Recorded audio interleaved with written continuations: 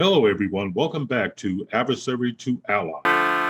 It's time we talked about domestic violence and how it's affecting our lives. The cost is much too high. Let's stop it from destroying our lives. Adversary to ally.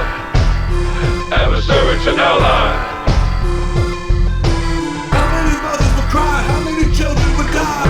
Commodity, the golden queen. But you got to do more than talk.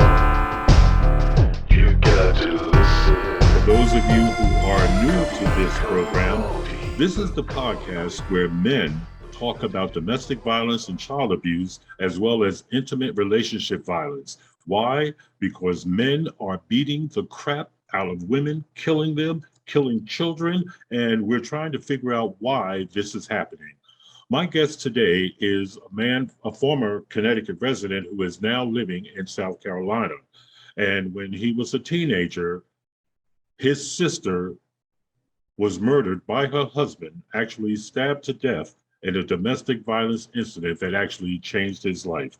Let's get him on the show and listen to what he has to say. My name is Kenneth Thompson. I'm the executive director and founder of the Gussie Wortham Foundation Incorporated. I used to be a past resident of Connecticut for most of my life. Now I live in South Carolina, Myrtle Beach, South Carolina. I coach, I mentor, I tutor, I do work with kids in recreation. I've been coaching for about probably 30 years plus now.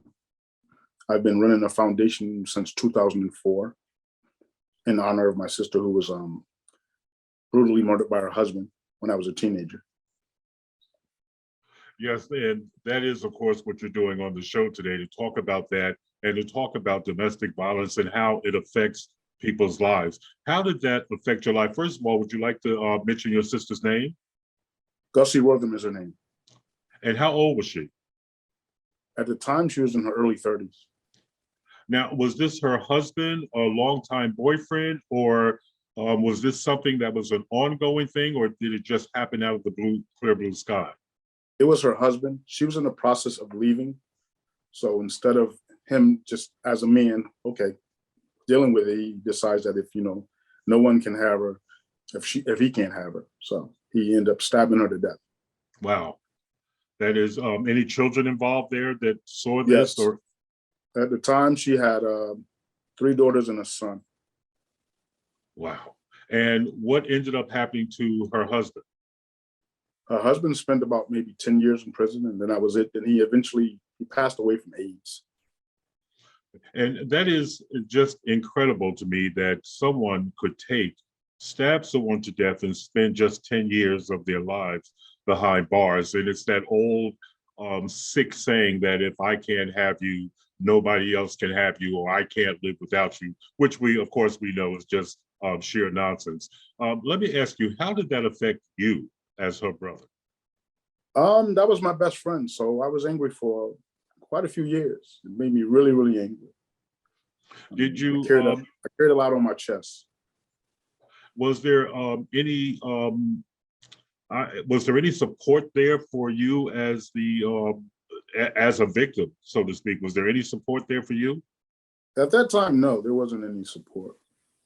Because at the time, my mom, she took on the challenge of raising her 4 grandchildren as her own. So, I mean, she didn't want them to go to foster care or to someone else. So she took on that responsibility. So there wasn't really a lot of time for us to, as we say, go to therapy and to get Right. some type of help, some type of support, whether it be mentally, physically, or emotionally. We didn't have that. And so how did you cope with this? How did you come to terms with what happened to your sister? I don't think I've came to terms still. I mean, I've grown out of the angry stage. I mean, I consume myself with trying to help people, doing positive things, through my coaching, through the foundation, through just volunteering and giving back. But still, the anger is still there somewhat because it was unnecessary. There was no just cause for it to happen. And what about your nieces and nephews? What has life been like for them? How old were they when this happened? At the time, they weren't even teenagers yet. They were very young. And then my youngest one, she was just a baby. Yeah, she was a baby. And have you kind of seen how this has affected them growing up without, not only without their mother, but also without their father, and that he committed such a heinous act against their mother? Have you been able to talk to them about that, or have they been able to share their feelings about that? We talk about it every so often, but as far as how they've handled it, they've seemed to handle it well, except for my oldest niece. She seemed to have went through a lot of mental issues because of it. But everybody else seems to be handling it pretty well. And has she been able to get into therapy? Because let's face it, this is a major thing in a child's life. You were, I think, an adult when this happened, and it affected you, and it still affects you. So I'm wondering, for them, it must really, really be traumatic. Thank God your mother was there to kind of step in and give them that love and support that they needed after that time. But I'm still wondering about their mental health, particularly as we know that so many young children who witness this or who come from this really have a tough time growing up. Right. At the time, I was a teenager. I was in high school. You were in high school, okay. Yes, I was. Matter of fact, I was going into my sophomore year of high school. And to add on to what happened, 10 months after that, my father was also killed. He was murdered. And well, let's get into that a little bit. Was he involved in anything that would bring about his death like this, or was this just a random act of murder? It was a robbery gone bad. The person robbed him and then pushed him down a flight of stairs, and he ended up breaking his neck. Yeah, he wasn't involved in anything. He was a city employee. He was a father. I mean, he had his issues, but there weren't issues that would get him killed or anything. So. That is, so you've really had some really, really particularly rough times when it comes to violence, not only domestic violence, but just random violence. That is really, really tough to deal with. I know that here in Connecticut, last year, more than 40,000 people reached out to the domestic violence hotline because of things that were happening to them. Do you think that the pandemic has had any do you think it's responsible for a lot of this surge of domestic violence that we're seeing? I think people want to believe that, but I think it's been an ongoing thing regardless of the pandemic. I mean, because you even have people in influential neighborhoods that go through it. So, but a lot of that stuff is not reported. So you can imagine, you said 40,000, imagine the ones that's not being reported. That's not reported, right? Which I think they account for like 36% or 40% of domestic violence cases, or as they put it, domestic violence injuries go unreported. Right. And women and children don't even go, and men for that matter who are abused, don't go to the hospital. What do you think drives this anger with men that they take it out on helpless victims? Let's face it, if you're a man, you can pretty much, you're just stronger than women. And so what do you think drives this outpouring of violence against women? I think a lot of it is a cycle that they've already been a part of, because you're not going to do something that you haven't learned before. So it's a learned behavior. Somebody had to abuse that person for them to decide that it was okay to abuse another person. Also, is power, self-worth, insecurities. It's a lot of variables to that dynamic of someone being an abusive person, But no one never takes the time out to not only talk to the victim, but also to the abuser. The first thing they do is punish the abuser instead of finding out what made that happen, what made that person decide that this was okay. What in their life made them think that being violent towards someone, you got animals that's involved in domestic violence. Yeah, we've seen cases where we go into houses and you raise your voice a certain octave, and the voice, the dog goes in the corner and pees, or he balls up in a knot and he's trembling, or she's trembling, or whatever animal it is. So it's, it's that kick the dog syndrome. I'm having a bad day, so everybody else around me is going to have a bad day. And Going to have a bad day too. So. I've been talking to a couple of younger guys, so to speak, and asking them what did they think were some of the problems and what led men to be so violent against women. And what they're telling me is they believe it's this macho stuff that men, particularly Black men, feel that they have to, this facade that they have to put on, that they're tough, that things don't hurt them. And when things are hurting them, or when they feel that they're losing control, that's when they lash out. It's this whole macho thing. What do you think about that? Do you think I disagree with that. I disagree with that as an excuse to hit on someone, because why would you, because you're feeling pain inside, why wouldn't you let somebody know you're hurting? Why wouldn't you be a man and say what you're feeling? Say how you're hurting instead of reacting that way. There's nothing macho about hitting someone. No, there's whether not. It's a child or a woman or anybody. It's nothing macho about that. I don't understand why someone would even have that thought process that's the thing, it's being macho. No, it's nothing macho about. But think of it this way. Let's say that's your sister or your mother or your grandmother or your aunt or any female relative in your family. Would you want another man hitting on them? And you would think that's macho? No, you wouldn't. Which so is, I don't that's understand the macho thing. That's one of those things that really bugs me about men who are beating their wives and so forth. They have mothers. Most have sisters. A lot have children who are girls. And I say to myself, what would you do if some man hit your mother or hit your girlfriend or hit your kid? You would go ballistic. So what makes you think you have the right to do this? And let's understand something. Men are really, it's not just, a smack across the face. It's stabbing, it's shooting. It's, we had not too long ago, a man who jumps out of the car and just shoots his wife to death in front of their children over, I think it was a check, one of the stimulus checks. She didn't give him part of the stimulus check or whatever. What kind of thinking is that? And how can we reverse that kind of thinking? What do you think needs to be done to kind of reverse this type of thinking? It's kind of tough to say because there's so many things can be done. The first thing people think is prison time. I think these guys need to go into some type of therapy to get some kind of help. Also, my thing too with this whole thing, a lot of people always say, oh, you need to get a restraining order. I've seen cases where people with restraining orders still got killed by their husbands. Right. There was an instance in Connecticut, matter of fact, where a woman was on the phone calling the police, had a restraining order, and her husband was killing her while she was on the phone with 911. That's correct. So, it's so many things that could be done. It's just a matter of who's going to make those things happen. Legislation or whatever is going to make them happen.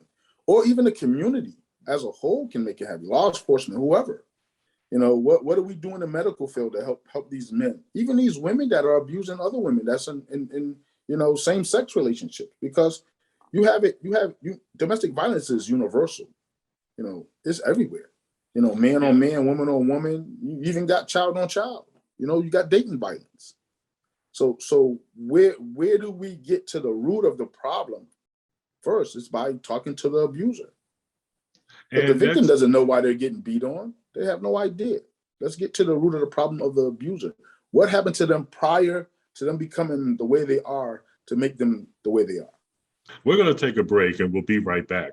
I want to just remind people that Adversary to Ally is a joint partnership between Real Talk, Real People and Karina Martin of Mothers of Victims Equality. And the purpose of this show is to talk to men about violence and why so much violence is being perpetrated against women.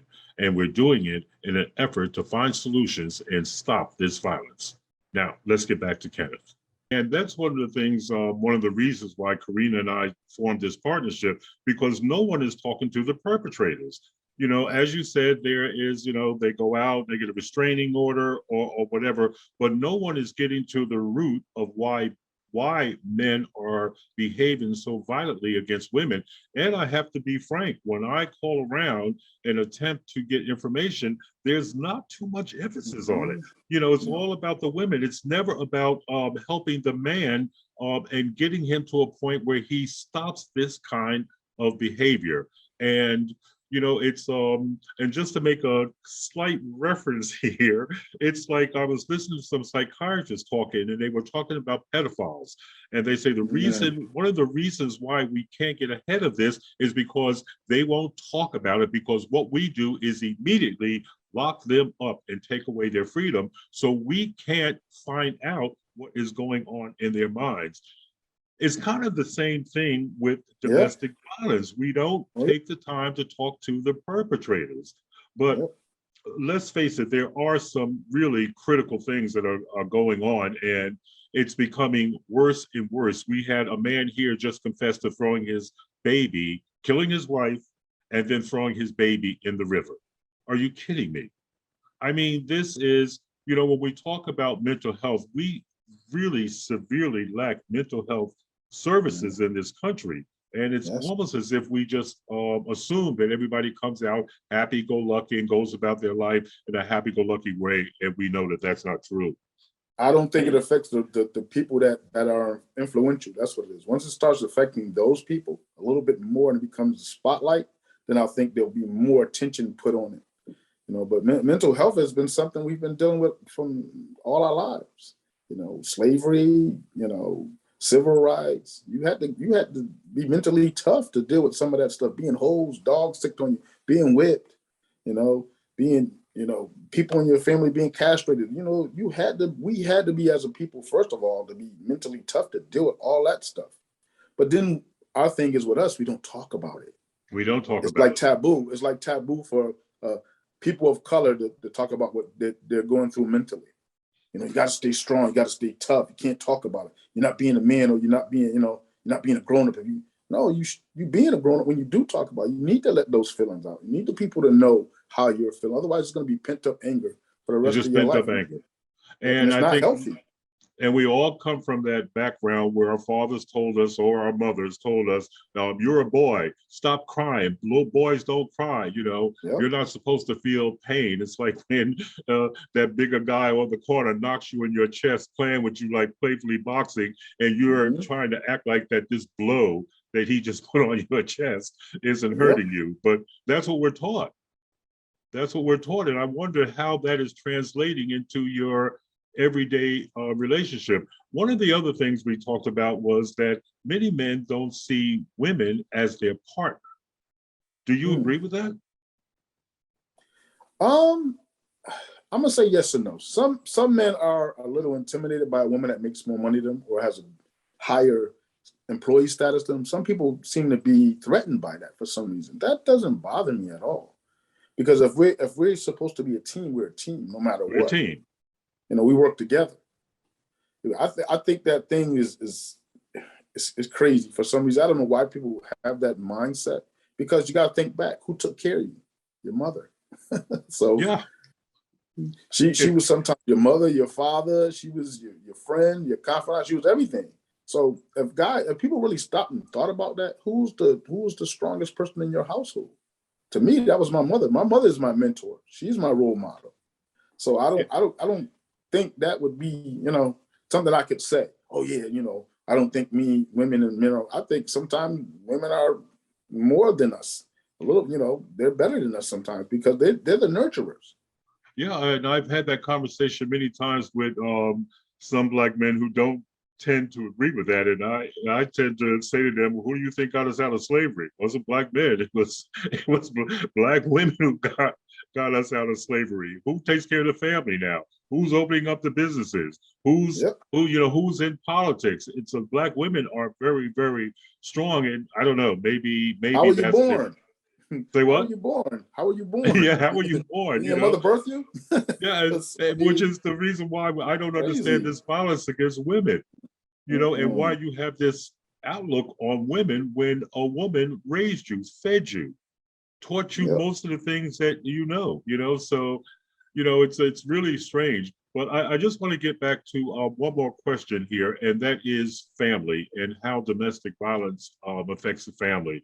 And in your particular case, it really affected, really had a big impact on you because the children no longer with the mother, now with the grandmother, which of course disrupts her life. She's a grandmother. She's not supposed to be raising children. She's supposed to be spoiling children at this point. So there is a huge dynamic that happens within the family when something like this happens. What is your advice to people who have had domestic violence change the course of their lives? My advice to them is just continue to live your life. I mean, you know the signs now. You know what to expect when you're around someone, and because you've experienced domestic violence. I mean, but also you need to tell your story, because someone might need to hear what you went through, so that it'll help them. Like I try to tell women, like I spoke at a methadone clinic one time in Connecticut. So I had my question to the women I posed to them: why do you continue to support a man that's in prison? A lot of them gave me a bunch of different answers. So I said to them, think about this. There's a man out there right now that could be in your life helping you out, but you're helping a man that's incarcerated, that's talking to maybe 7 or 8 women, calling them collect, and you're sending them clothing and all these other things. Where are they going? There's no picture days in prison. There's no field trips in prison. So why are you supporting them? Again, then also, why are you not supporting your children the way you're supporting this man? But then when he gets out, you never see him. Now what? They got quiet then. I didn't hear anything. Nobody had a response to it. So sometimes we look for love in the wrong places, or supposed love in the wrong places, and in the wrong people. I mean, I know people in prison, they need someone to care about. They need somebody to love. But some of those people are there to manipulate, just like some people are in the real world are around to manipulate you for the things they can get from you. So when it comes to family and doing those things to help you in a domestic violence situation, think of your family, your outside family first before you start taking care of somebody on the inside. Your family that's with you, your physical family. Take care of them first. Let them prepare them for things. I mean, sometimes you got to prepare for the worst, but people prepare for hurricanes. They prepare for floods. They prepare for snowstorms. Why can't you prepare for, dangerous situations in your household? Like I tell people, make sure you got, adequate ID. Open up your own bank account. Get an extra social security card. Get an apartment and make sure that you don't tell any of your relatives or anybody where you live, because a lot of people are quick to tell, oh, she moved over to so-and-so. Next thing you know, he's there. Sometimes you got to isolate yourself when it comes to family too. You can't tell certain people certain things, because they're going to go back and tell that person, because 9 times out of 10, they have a relationship with that person. And they're not thinking, they're thinking, well, okay, well, those two need to be together. No, that's the reason why she left, because he's hurting her. So when it comes to family, you just have to be real careful with how you proceed after you go through something as far as domestic violence. And what changes would you like to see law enforcement make when it comes to handling domestic violence situations? Well, they've made some changes, and I don't think they're for the good, because right now they're to the point where they take both people that are involved in the situation. That's but correct. Also, in speaking to police officers, they'd rather go to a bank robbery than go into a domestic violence situation. Yes, I know.